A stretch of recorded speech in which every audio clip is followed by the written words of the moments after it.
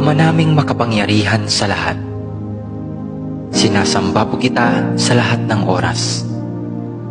Maraming salamat po sa isang buong araw na nagdaan na puno ng biyaya, pag-ibig at kaligayahan.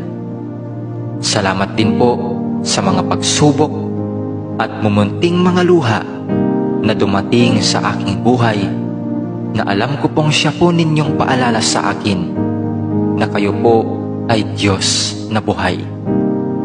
Maraming salamat po sa pagbabantay sa akin at sa aking pamilya at mga kaibigan sa loob ng maghapong ito, at sa paggabay sa amin sa mga pagsubok na aming nakasalamuha.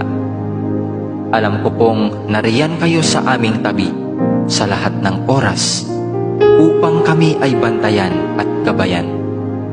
Nagpapasalamat din po ako sa mga aral na aking natutunan sa inyo sa buong maghapong nakalipas.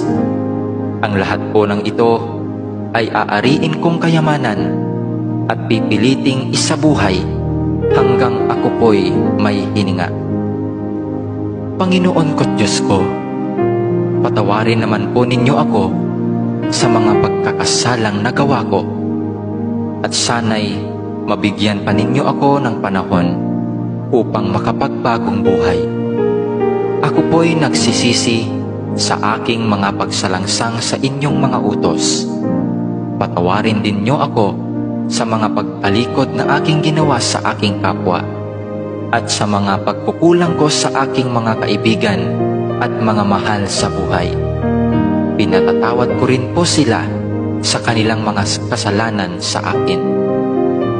Batbat po ng dumi at kasamaan ang aking puso at isipan. Naway linisin mo po ito ngayong magdamag at baguhin upang bukas ng umaga ay magkaroon ako ng malakas na pananampalataya at panibagong buhay. Paliwanagin mo ngayong gabi ang madilim kong isip at kalooban upang sa kinabukasan ay maging ilaw din po ako sa aking mga kapwa na gagabay sa kanilang madilim na kalsadang tinatahak. Gabayan din ninyo kami sa magdamag na ito at iligtas sa anumang panganib. Alam ko pong alam na ninyo ang aming mga pangangailangan sa araw-araw. Hindi po kami humihingi ng labis sa aming mga pangangailangan.